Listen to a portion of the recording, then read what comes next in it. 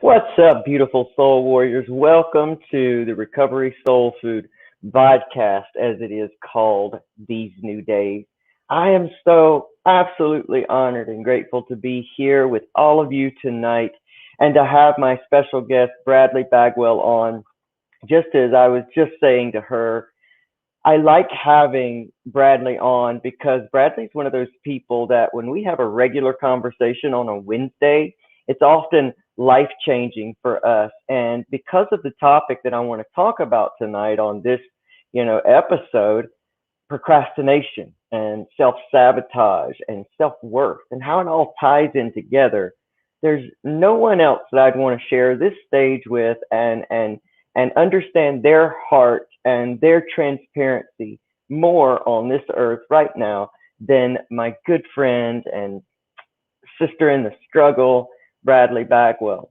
So I want to ask you all to go ahead and like the video and subscribe to the video. I've heard now that you can do that on Facebook, and when you do that, that it allows you to always see our live events and the videos and posts that we put up. And if you're watching us live on our YouTube channel, it's RecoverySoulfood at youtube.com, then go ahead and like and subscribe our channel there. Be sure to leave a comment and get involved in our chat because I want to hear from you all. This is not just a show where, it's just one-sided. This is an attempt at my mission, which is to lessen the suffering in the recovery process. And if I don't know how you feel or what you need, I can't bring you content that's relevant to you. So be sure to engage. Plus, this is a beautiful soul family here in the Recovery Soul Food Hood of Love. And so get involved, get together, and be more human with one another. Yes, that is how we heal humanity, is by being more human one to another. So I love you guys, and I'm so grateful that you are here. And if you all are ready to get into this amazing topic of discussion tonight with myself and Miss Bradley Bagwell, well, you know I'm ready, so let's go.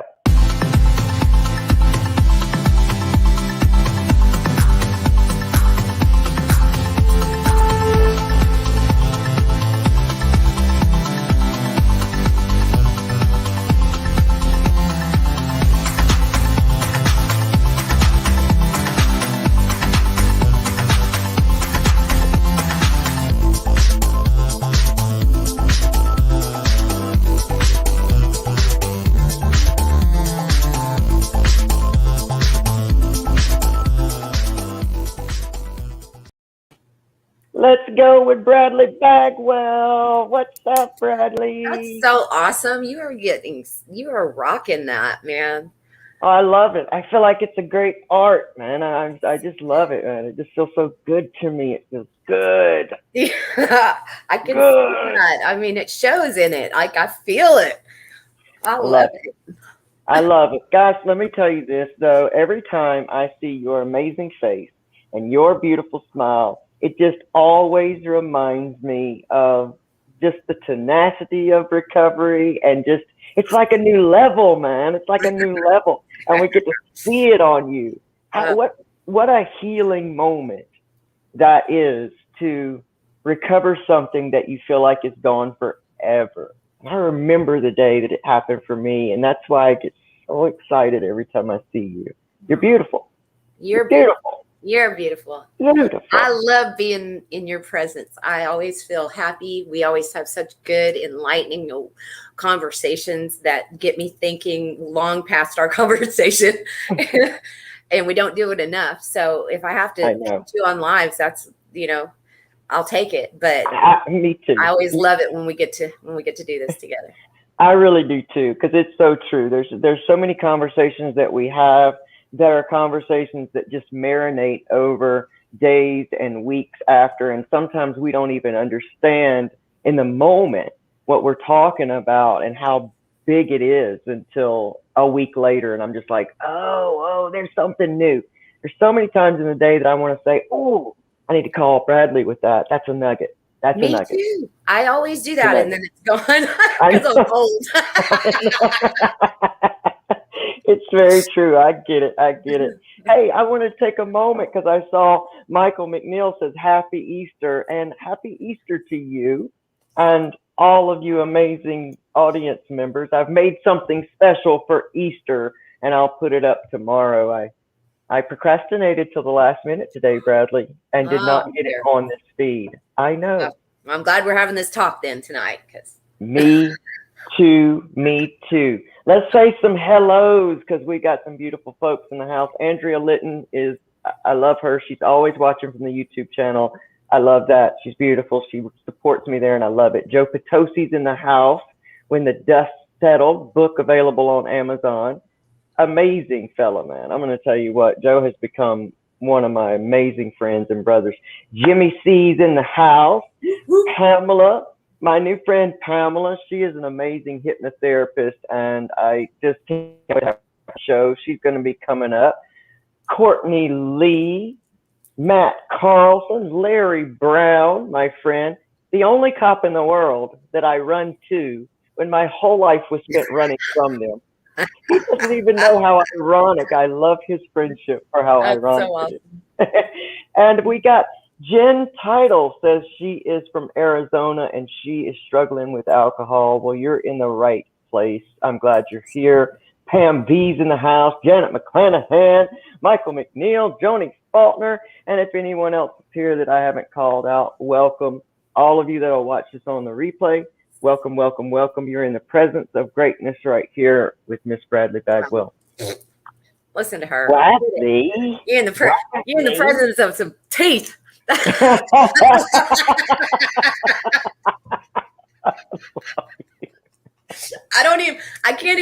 I look in the mirror and I just make jokes. I make jokes because I'm just so used to not having them, but I'm getting used to them. That's just what I do. I'm like, don't talk to these teeth like that. Don't do it. I love you for that, Bradley. I love you for that. Because how peaceful can your life be sometimes when you take nothing about yourself seriously, and yet at the same time, there's some areas of life we'll get so caught up in that we can't do that. Yeah, trying to breathe. I know it, and life has been difficult lately. This past year I've noticed for not only us personally, but I mean the recovery community and the world in general. We've had the pandemic. We're dealing with all of that. We're trying to crawl our way out of that. It's more confusing now probably than it ever was. Who's vaccinated? You getting vaccinated? I don't know if I'm getting vaccinated. I mean, can we wear a mask? Do we not wear a mask? What do we do?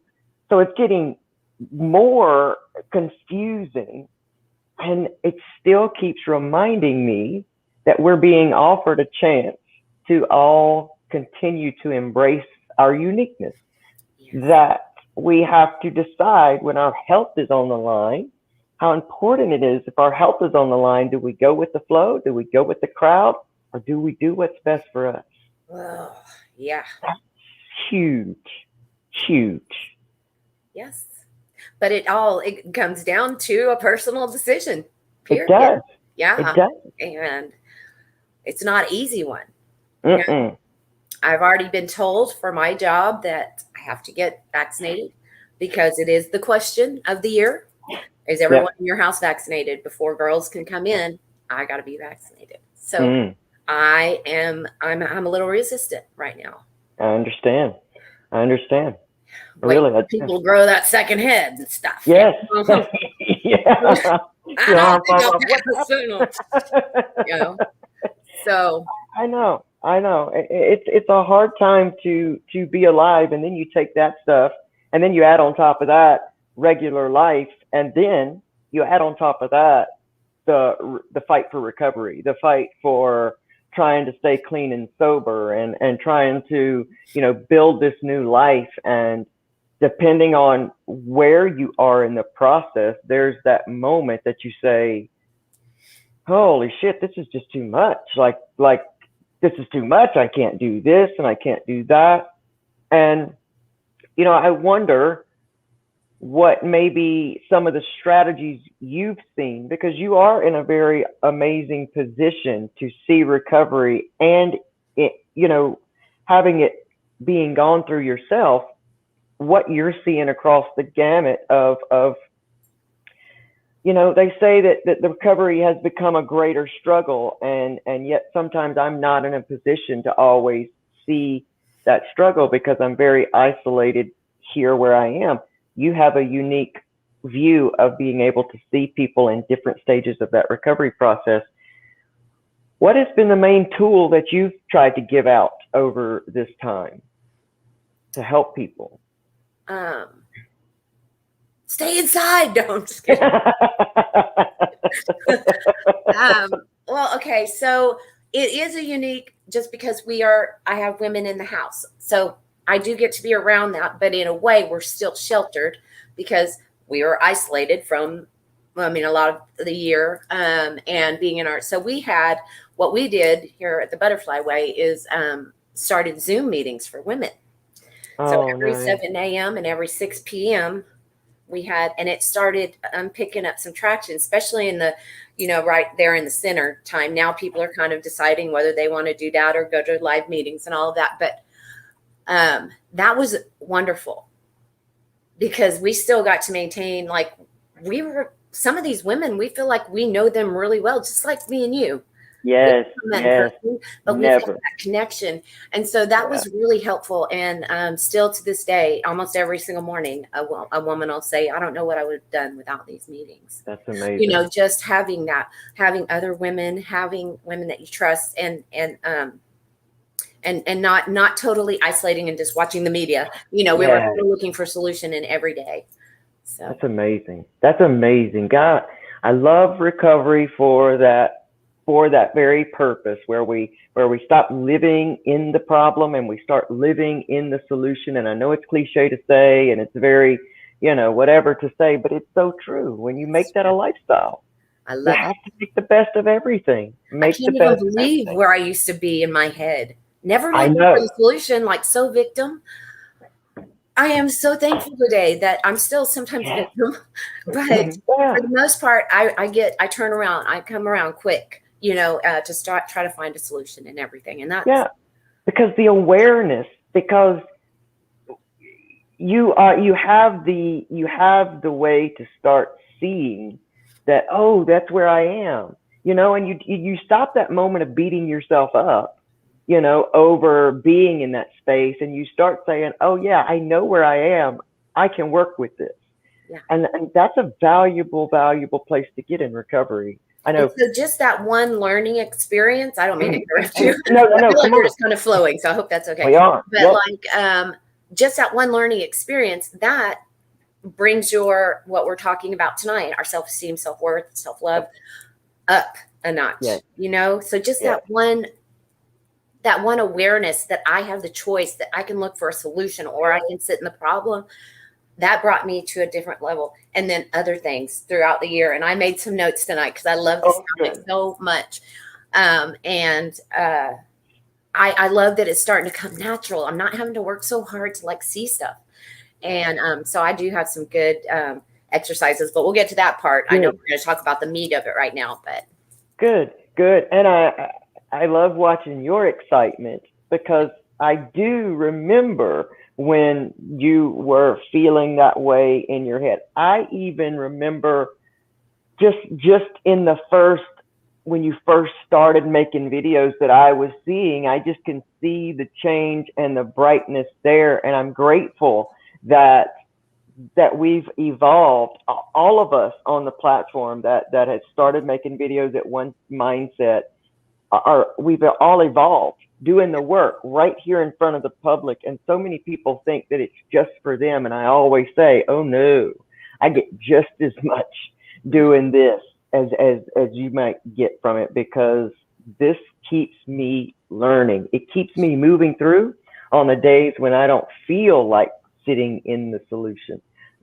But the choice is there. And that's the freedom of it all, is that I have the choice today. And if I choose to sit in the problem today, well, that's on me. I can still have the freedom to make the choice of, okay, I'm done. I got it. I got it out. Boo-hoo me. I did it. Okay. Today we're going to pick up. It's just like being aware that I'm going to sit in victim today.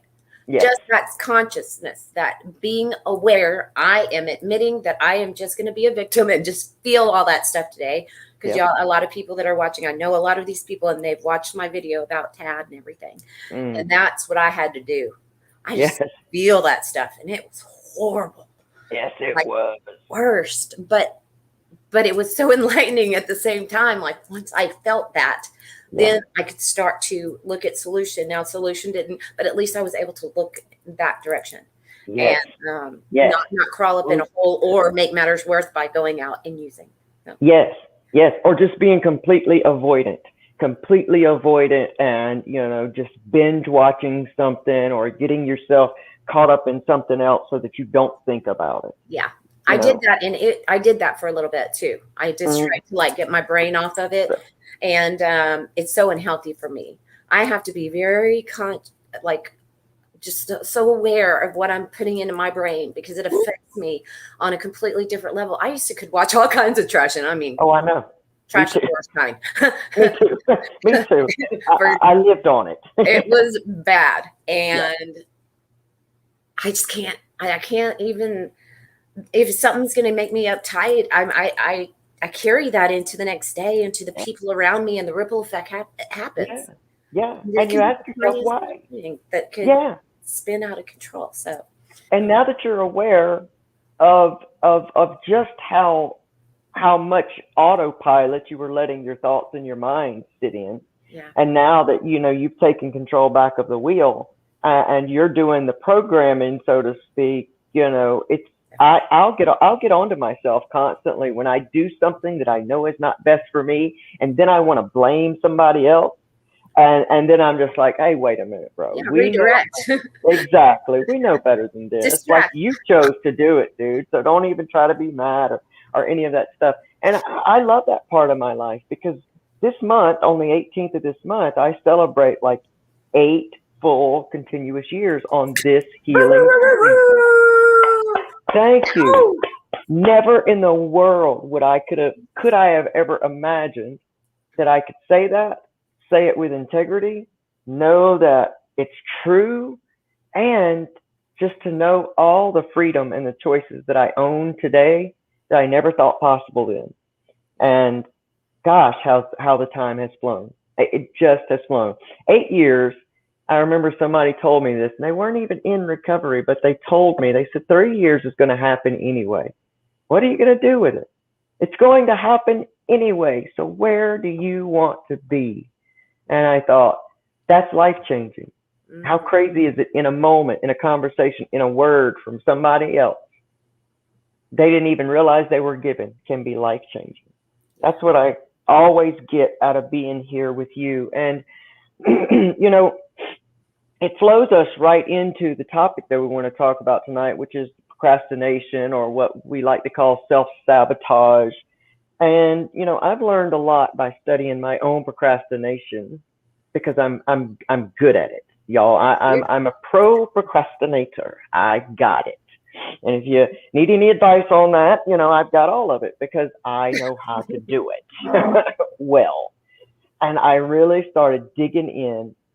And because I got so wound up and tight, and I just went through this 2 weeks ago.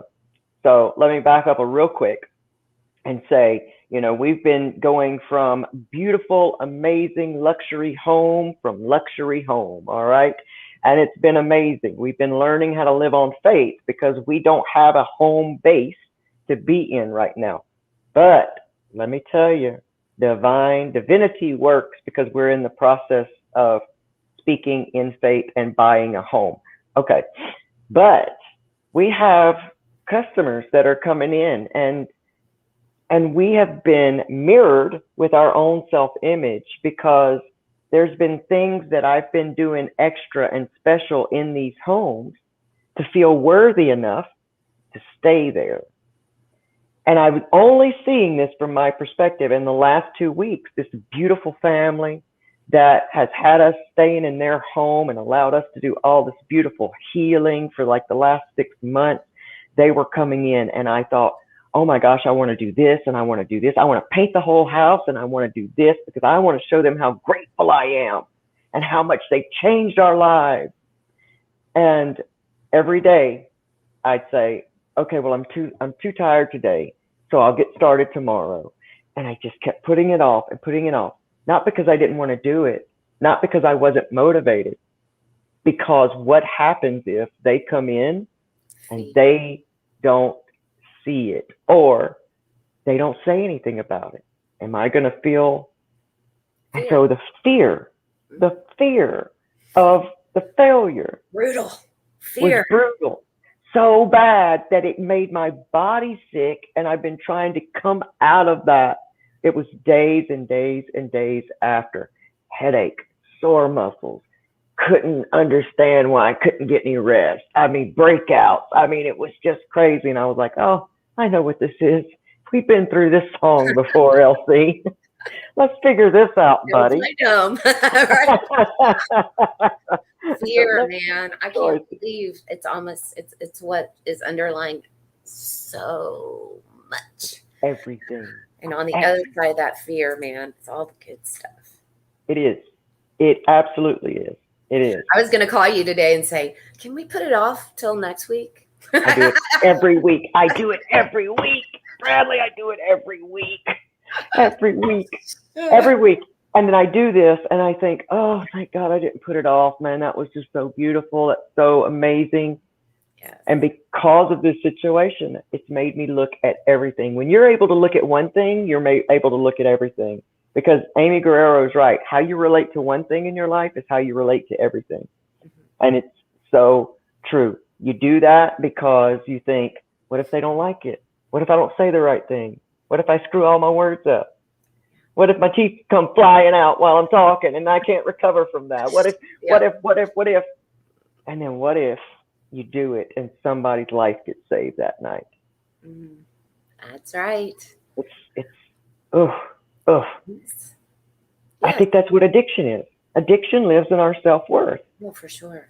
Nobody who loves themselves puts poison in their body. No. Nobody. They don't. They don't. And where do we go to look for that, Bradley? I mean, where in your life do you see this occur? I'm getting close. Do you see that dynamic? It's your turn. It's your turn. Listen to my teeth very close. I see it all the time. Fear drives all things for me. And okay, so my marriage was completely toxic. So I learned this later, but I learned how to deal with it there, and I avoided things, and I would and he did the same thing to me. Like, he would make me look small in front of the kids or in front of other people, and I would do the same to my mom, like whatever, because that's what I needed to do to make myself feel good, even though I was just getting smaller and smaller and smaller. Through all of that toxicity, I got smaller and smaller. Then I got out, kept drinking. Then I started using hardcore drugs. Then I got really teeny tiny. Like, I had no self-worth. I wanted to die. I would have welcomed it. Mm-hmm. And so for me, I was on ground zero, building from there. And that was exactly where God needed me to be, because I wouldn't have understood it. I wouldn't have grasped it. Now I can look at him with some compassion I still think he's a jerk, my ex-husband, but I can look at some compassion because what he was doing, it was also derived from fear and low self-esteem, low self-worth. And so what I do now, and this has taken me a while to learn, but it's surprisingly how comfortable now, I guess, because it was a slow progression for me, is for me to trust well, first of all, after coming out of that marriage, I didn't even know what my values were, what I believed in, anything. And it got worse. I just didn't know who I was anymore. Yeah. So first I had to figure out who I was. And that's all in. I got to look at me, got to figure out what makes me happy, start noticing things. All that mindfulness made no sense. I did yoga and I'm like, what do you mean I'm supposed to feel this or that? I had no awareness of my own thoughts and feelings. So learning who I was and then starting to trust that feeling, starting to trust what I was thinking, starting to believe. And I wasn't always right, but loving myself enough to trust that was the way I felt, and I can feel any way I want to, And so now so I got through all that and I'm starting to see it, starting to know what I believe, starting to know what I feel makes me happy, what gets me lit, what makes me sad. And believe, and just standing in my truth, and one of the big things, and this about me, Elsie, is I don't like people talking about other people badly. Like, don't come to me bad mouthing somebody else. It's not going to work out for you. Yeah. I'm not going to do that. I just don't like it. And that's something I had to discover about myself, how it really just made my stomach, spin. And so I have stuck to my guns on that, and people don't do that. I've watched you. I know. They know not to come to me, and because that's not something I want to partake in, so that's just like a little thing I've learned about myself, and I'm glad that I have that. I'm glad that I don't need that in my life, because what we often do is make other people look bad to make ourselves look good, and I've fallen prey to it, we all have. That's just something we do. We can still make it sound really good, like we're not putting them down. Sure. Because we need to look a little bit taller, a little bit bigger, a little bit more important than that other person. Yeah. I'm spinning off here. I didn't mean to do that, but no, you're right on time. You're right on time, because you're right. Because what we're doing is, a lot of times we can spin it as if we are trying to help somebody. We can spin it as if we are trying to say, well, this is what I would do. And I have been so grateful for the gift of, because I hate hypocrisy so much, that was the one thing that my recovery was built on, was I will not be a hypocrite. I will not tell my son to do something that he's going to watch me do, because it ain't going to work, and I won't do it. And I had seen it, so much hypocrisy in my entire life, that I realized, like you, that's one of my values. And so it's very easy for me to look at a situation and hear somebody say, well, if that was me, I'd do this. And I'm like, you don't know what you would do. No. You have no idea what you would do. I often used to think myself, and this is because of stuff I've gone through, I used to think money would take away all the issues I was having in my life. Sure. And, I would look at other people and say, well, if I made that money every month, then, I wouldn't be spending it like that, and I wouldn't have any problems. Well, guess what? I got some money. Yeah. And then guess what? It didn't do anything. Yes. And then I turned broke, and I had to be brought back to say, see, now what can you say? Yes. You can't say that. And it's been a beautiful lesson throughout my life, because as tempted as our ego is to do that to others, got to come back to what you said is, wait a minute, what's my real motive here? What's my real motive? And when you find those values within your life and you stand on them, subconsciously you're building confidence within yourself, even when you don't know it. But that's tricky. There's some trickiness to that too, because when we come in from recovery, we're still lying to ourselves. Oh gosh. So we don't know. We don't know if we're even being honest with ourselves enough to go that next. You know what I mean? Trial and error. Yeah, it's trial and error. I'm still lying to myself like somebody's listening. Nobody's listening. I still can't be honest with myself, you know? So yeah, I had to get past all that too, and like, who am I trying to trick? I'm just, it feels like I'm being a big asshole, but nobody knows. It's just me in here. That's my whole conversation I'm having in my head. Yes, it's crazy in there, y'all. Y'all are right. I'm telling you, I'm serious. I know. Well, it's what I was thinking about. I learned something about what's called self-worth theory, and I mean, it's enlightening. If you get a chance, look it up. Look up self-worth theory, and I mean, it is. It's mind-blowing. It will absolutely. Is it a book or? It's a research. It's just a research that was done. Just this theory that was, I think, developed at Princeton, because, oh gosh, I think you can't spell Princeton without procrastination, and they see this. This study was done around high achieving students, because we have such a suicide rate, in people that are overachieving, and they had to start. And procrastination is a big deal in this cause. So it's not just for those of us, in recovery. I mean, this is a big deal in everybody's life. That's why I like Recovery Soul Food. We talk to everybody. Absolutely. Because one is no different or better than the other. It's all the same. But it was really was looking at why the procrastination was so strong, and you procrastinate, and then you beat yourself up, and then you don't do well. Well, inside of procrastination is built a couple different things. It's not only a protection technique because of the fear of failure, but it's also like a built-in excuse when you don't do well. So you don't do well, and you're like, well, how could I do well? Right. I only did it at the last minute. I mean, if I'd have given it my all, I would have gotten there. Exactly. So it encompasses so much. But when we go back to it, the core of it all is, where are you building your worth from? Whose approval are you looking for to be okay with you? Boom.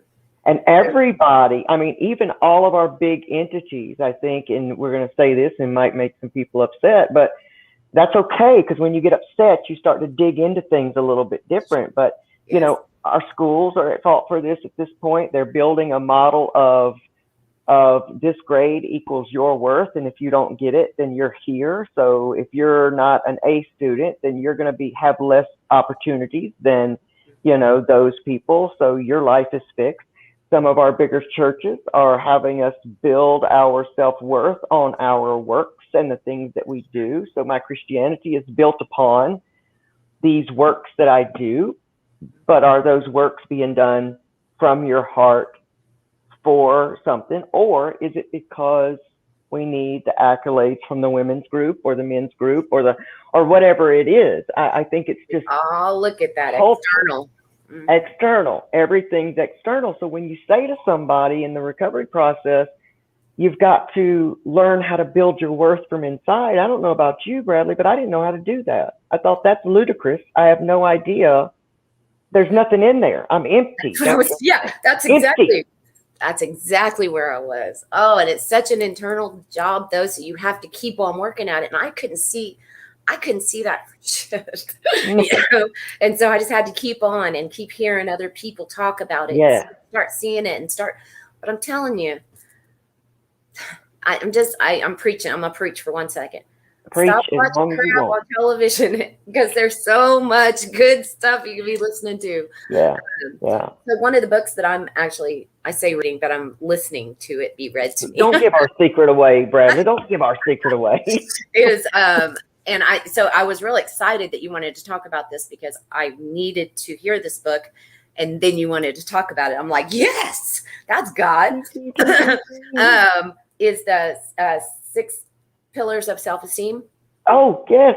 What an amazing book. That is such a good book. And if I'd have read it a year ago, it would have gone over my head. Yeah. Because So I think I did read parts of it a year ago, and so maybe that was the seed that planted in me, and then I came back to it. So I'm not saying don't read it if you're not there yet. I'm just saying all of a sudden it really started clicking. All the stuff, the exercises, all of that started making sense to me.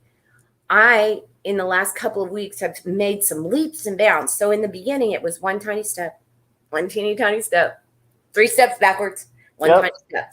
And we don't want to hear that tiny step. Leaps and bounds of, like, whoa, how did that even happen? Why all of a sudden am I comfortable?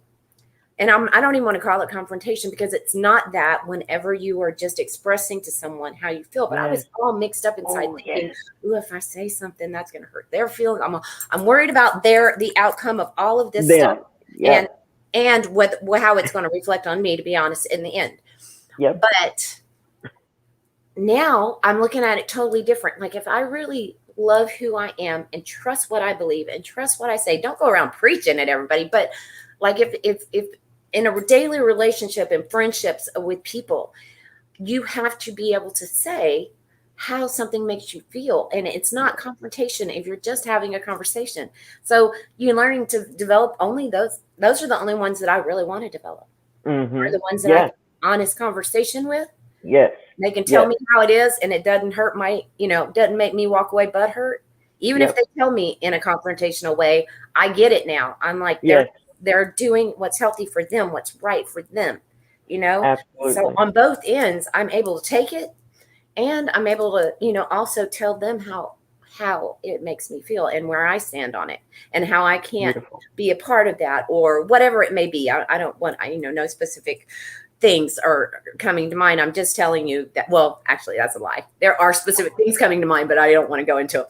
So, but ego is so sneaky. And he's not. It's sneaky, and we have to be careful. I think some of the danger of blaming a lot of those things on attack of an outside entity is dangerous in the way that it could cause us to miss working on those things within. And that's a fine line that I really had to develop in recovery. Really brought me to a place of recovery, and my life in general really brought me to a place where I wanted to know divinity, know true divinity, my higher power. I wanted to know who that was. And I didn't want to know that. I had to clear out some of the clutter, and I needed to know that for me. And it has been a ride that has been disappointing. It is a ride that has been very rebuilding. It is a ride that has been shaky, and it made me feel like I don't know anything, and I'm really, really shaky. And what you said earlier is what brings this up for me, because you have to be at a clear slate. That's why I believe recovery can change the world, because there are millions of people in this world that are going to walk around leading a very mild life, that are always going to look to others and society for what success equals, for what their happiness is built on. They're going to go up and down. There are going to be some people that settle for a life that they don't even love at all. But because of recovery, we are now able to be down to the bottom of the bottom and open ourselves up, because we're at that desperate place that just says, show me something about me, show me who I am. I've seen all my limitations. Now I want to see my limitlessness. I want to achieve and retrieve my greatness. There's nothing I can't do, and I want to see that. I'm ready to live my life. We've gotten to that place where we hated our life, where we woke up every day and got angry that we woke up. Yes. Now we wake up every day and we're like, it's almost brand new. Even on the days it feels like pure shit. Yeah. On those days, I never wish in this life I'm living now that I'm not here. I always want to be here no matter what, because this is not promised, and tomorrow can be different, and I can be different, and I have choices, and recovery can change the world. We are what the world needs right now, and a lot of people don't understand that yet, but they will. They will. And everybody will get that in their own time. I'm sad that it's taken me almost half a century. I can get caught up there too. I know. So I'm like, man, what I'm going to know at 75, but I won't be able to move around and enjoy any of it.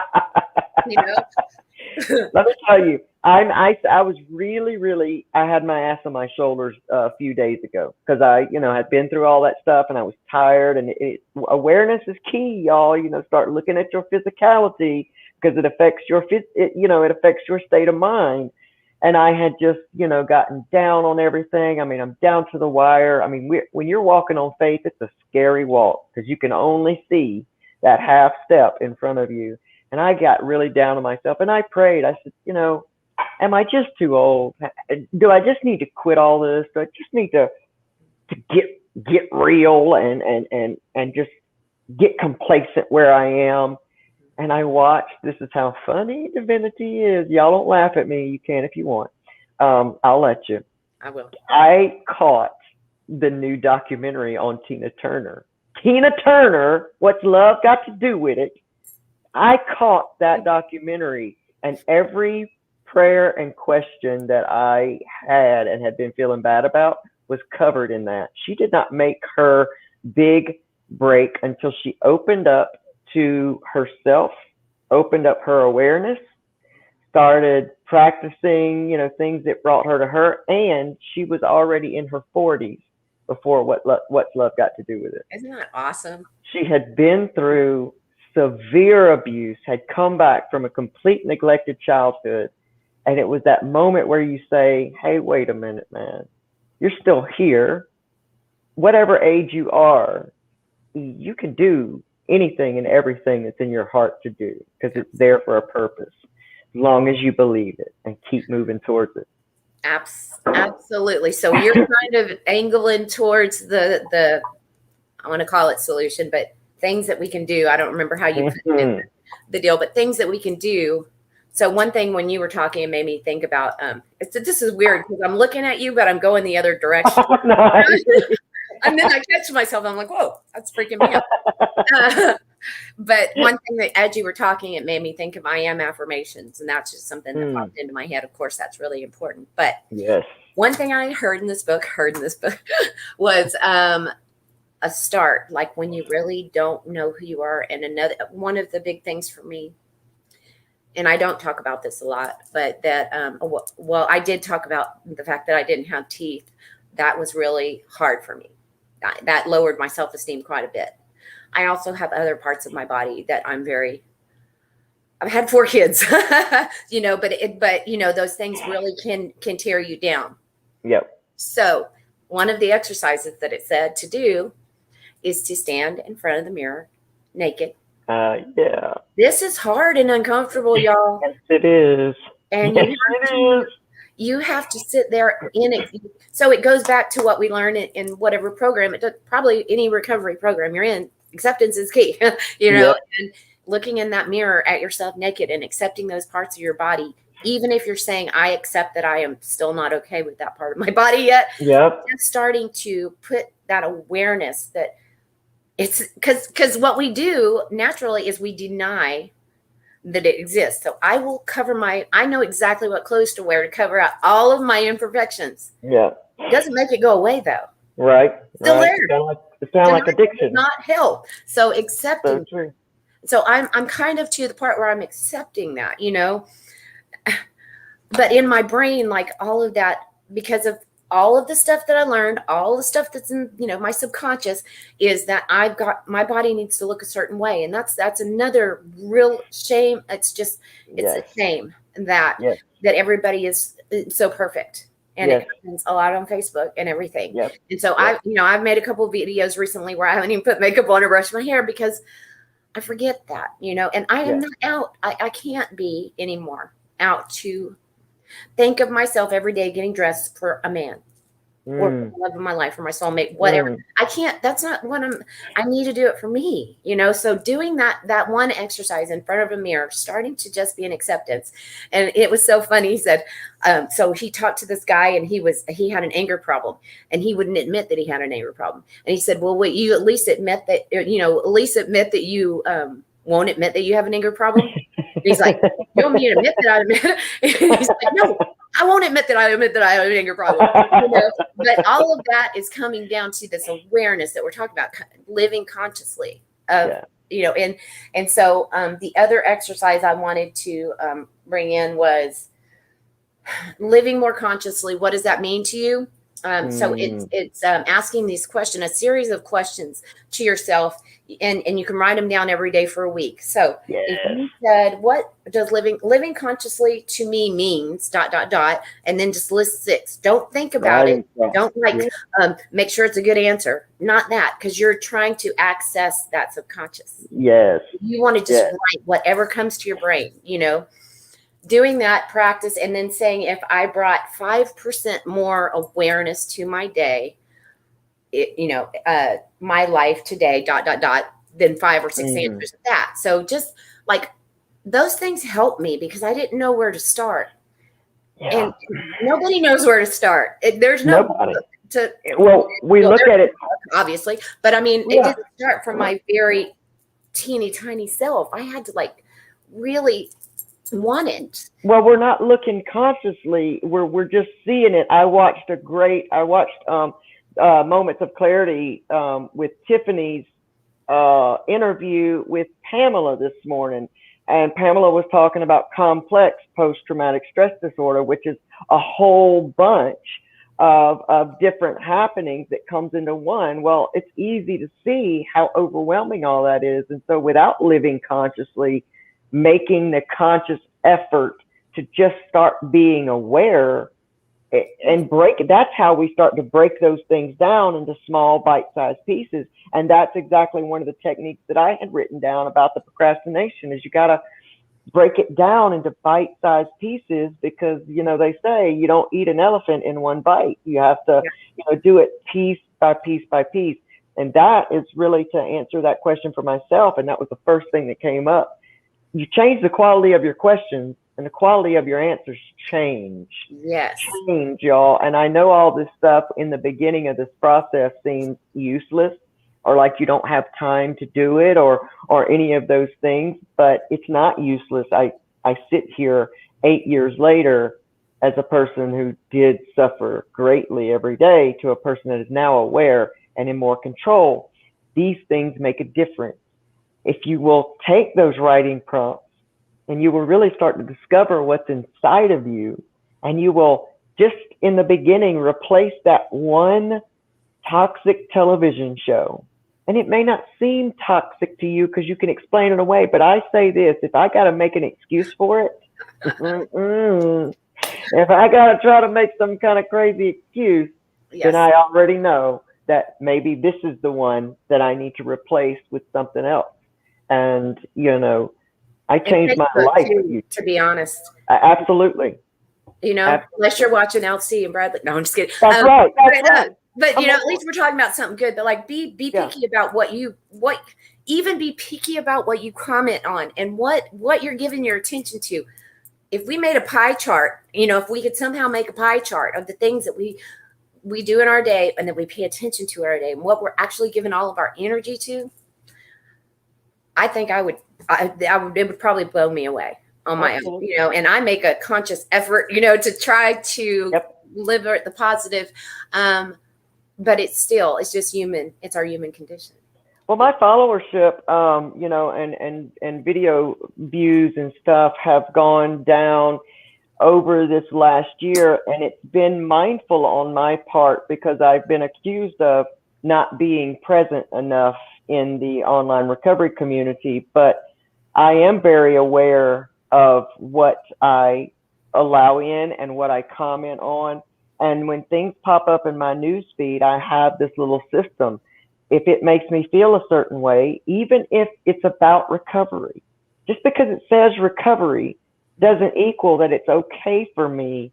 And, I have to do that. I have to be aware of my feelings because people are not also aware that I've received a lot of abuse in this community as well. And I got to be very, very mindful and very careful of how I feel as the person I am and what I'm trying to build inside of me, because I'm more motivated to building the best possible version of me, not for the public, but for when I close my eyes at night and when I'm living inside of my shell. That means by any means necessary. And if I have to be accused of not being present enough, then I have to learn how to not take that personal and just say, I understand that you're feeling, and I can see where you may feel that way. It doesn't mean I don't love this community with all my heart. It doesn't mean that I don't dedicate so much of my life for free to this community and to recovery communities everywhere, because I believe recovery can change the world and everyone can recover. I believe that with my whole heart, but I got to live a life that's okay with me. And, you know, that whole viewership and video views, it's been a beautiful confirmation in my life that that's not what it's about. Yeah. You know, I don't have to make videos to make sure that they get a certain amount of viewers, even though it's great. But I had to ask myself how much of my self-worth I was building upon that. And so this whole year of going from shifting to views of, you know, upwards close to 1,000 to 500, no less than 379 every day, to sometimes under 100, sometimes under 200. That was a hard transition for me, but it's been a beautiful moment. See, beautiful. But that means you're on the right track. Absolutely. Absolutely. You know, and I can get, that is such a tricky thing, you know, and that's where ego plays a big part. You know, sometimes I wish I could just cover up that live number, because I don't want to be about that, but then my human brain keeps wanting to go back to that. Sure. And it's not about that. Then I'm looking for the external to make my own self happy, you know, and I definitely don't want to do that anymore. I'm learning that the freest days, the days that my spirit feels the cleanest and the most energized, are the days that I am aware of how I feel about me and how I feel about those around me. Because if you stop being in competition with everybody around you, it's just such the world today. It teaches you to be in competition with everybody. Yes. I don't want to do that anymore. I even told the girls in the house here, I said, I don't want to do that. I'm not gonna live like that. I want to love y'all.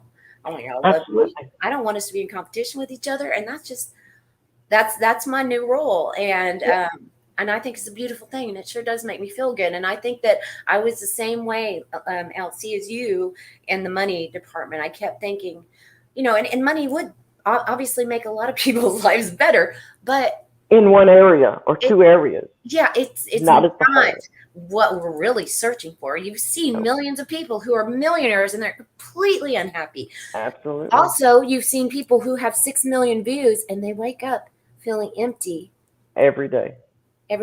So that means the search is for something that's not real, you know?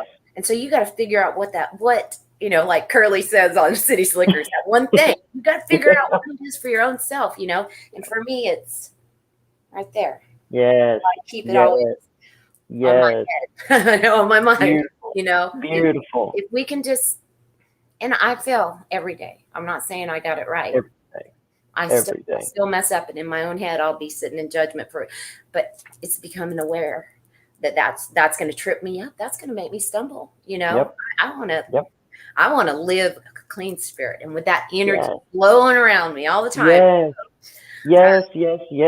I want to care more about how I'm feeling than what I'm producing outwardly, because here's the truth, and I haven't shared this, and you know, but the truth is that when I was, you know, it started very clean. I came in here to give a message, and I wanted people to see somebody that looked like me, so that they knew that people like us were loved and worthy too. And somewhere along the way, when the algorithms came in, and when the views started coming in, and the popularity started coming in, and all those things, I started asking myself, is my message suffering? Am I more worried about making fire quotes than I am really bringing a message that's so close to my heart? And this year has been so beautiful for me because there's not been one message that I've done that has not absolutely been something that is yanked completely from my own life and my own struggle. It's brought me back to remembering what this is about, and it's given me back a love for people. It's taught me how not to take things so personal, and we need to come back and do a video on that because that's a big deal That too. was the third part of our segment that we are going to It probably was. on tonight. But yes, I would love to do that. That would be a really good. I think there was some other thing that I wanted to say. Now that we're like 5 minutes till. Well, you keep saying it, doggone it, because Yeah. I mean, people can go to I know what it was. I'm sorry.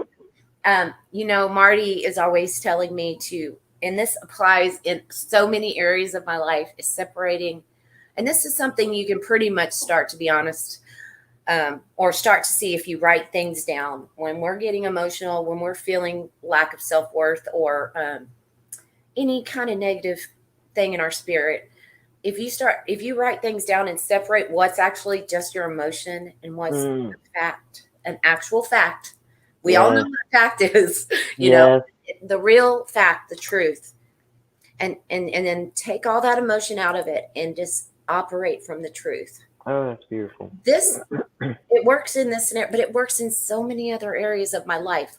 I get all emotional about something, and then I do this thing in my head now, separating that, pushing that away so that I can focus on just, man, my life got easier.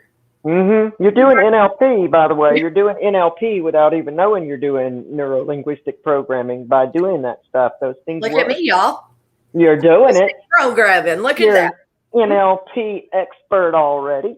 That's what all that is, all those mind tricks of being able to do that. And so many of them start by making those lists. And I know that I'm not the only one who was addicted to opiates out there that has probably 300 or so books with lists, to-do lists started because I put more time into making the list than I did doing the things. Just pure exhausted by making that nice, pretty list, all color-coded and such. But, we'll talk about that another time. But writing those things down really starts to make your brain think in a different kind of way. I mean, there's something to this, y'all. You got to retrain that brain. That's what makes it become. You have to. Your subconscious was trained by repetition, and it'll have to be retrained by repetition. And that's why so many things now just click to you in a different way. And I've heard you talk about this all night, and I just discovered it. Was told this myself, so I'm going to tell you that thing that we have where we're able to see, say, an argument and see where every person's coming from, the trauma they're coming from. That's a spiritual gift, and I never realized that was a spiritual gift, and that everybody doesn't think that way, but they don't. And it's something that you have, and it's something that I have, and I bet there's going to be some people on here tonight that realize that they have it too, because when we hear things like, well, we all have been blessed with spiritual gifts, many people say, I don't have any. I don't know what they are. You have them. You're just not aware yet of what they are. And so many things that you put off to just being, whatever, those are your gifts. And when you're able to be in a conflict with someone or see conflict happening, and you're able to discern that that's not really him saying that because maybe he's mad at me. It's him saying that because I have touched a fear of abandonment in this human being, or they're, dealing with trauma in a way that has them completely hyper, sensitive to everything, and they're looking for someone to blame, and that just happens to be me right now. There's a freedom in going through that. Absolutely. And people say this all the time, and that's the core of it is point the other way. Hurt people. Guess All what? Guess where that starts? Hurt kids. That's right. Bully. That's right. He's been bullied. It's really, it takes away so much work that or energy actually that we put out trying to, when we realize that we're all just trying to do the best we can. We're all the same. We're all the same. We avoid it with external things about people that we say we don't like or we don't agree with. Well, whose business of it is mine to agree with you and how what your truth is? It's not my business. Yeah. What your truth is. What your truth is truth for you. And we do that to avoid the discovery of our own truth or the discovery of the repair of that truth. And it's easy for us to deflect outside. And the whole time, when we all get down to the core of it, every single one of us are human beings, and we're all looking for the same things: acceptance. We're all crazy, so don't think you're the exception. you better not. You're gonna miss some stuff if you do. We're all needing love. We all need to give love. Acceptance. Can you read it? Hold it up. I was. Oh, sorry. Okay. You are a badass. Love yourself unless you have a better idea. I don't have any better ideas. Good. Then get to it. No. That's a great book that you can start reading if some of this is like not making sense, because to be honest, some of the stuff that we talked about, I'm just getting the hang of, So, but that You Are a Badass book, it kind of talks, just like real casual, so you can kind of really get a grip on the awareness of learning ourselves. So yes, there's so many amazing books out there. There's so many YouTube has been my guru for a long time. I've been learning so much from there. Bradley, it's been an absolute honor being here with you. And once again, thank you for this Saturday evening. It's been such an amazing time with you. It's just I haven't smiled this much in a week. I know. It really actually renewed my spirit. So thank you so much. Me too. And it always does. And thanks for everybody who's tuned in. Yes, we got to bring Maddie and Marty on. That's for sure. That Andrea Litton, she's on the YouTube channel. Hey, if everybody here has not gone over to the Recovery Soul Food YouTube channel, go over there and go ahead and subscribe to the channel. I love you so much, everybody, for growing that channel for us. I know it sounds funny to say, to celebrate, but we're at 130 subscribers at this point. I'm so grateful for that. So grateful for that. We're growing every day, and I love that. I love YouTube, and I love all of you so much. Everybody have an amazing Easter weekend. Know that you are absolutely loved and cherished. You can do anything and everything you put your heart and mind into. And join me here again Wednesday morning for Winning Wednesday. Bradley, share with people where you are, what you're doing. Do you have a schedule, or you're growing Laughter is my DOC, right? I am. I haven't put all of my efforts into it because, like I said, I'm working here at the Butterfly Way, and I'm working recovery in real life, so it's hard balance. But I'm doing it when I can, and that's the way it needs to be right now, and it'll happen when it's going to happen. But if you haven't, go check it out. Laughter is my DOC. Also, pay attention to the Recovery Crawl. We're going to have another summer crawl, y'all. Yay! I look forward to it. All right, everybody. Y'all have an amazing Easter weekend. Do not suffer in silence. Always reach out. And don't suffer alone. You're so loved, and you're so amazing. Just remember that I said that, and get in the mirror. Do your techniques. Naked. Love yourself. Get butt naked. Just leave here and go get butt naked now, and start to love yourself, because you are wildly lovable. And I love you. I love you, Bradley. I love y'all. I love you. See y'all next time. Bye.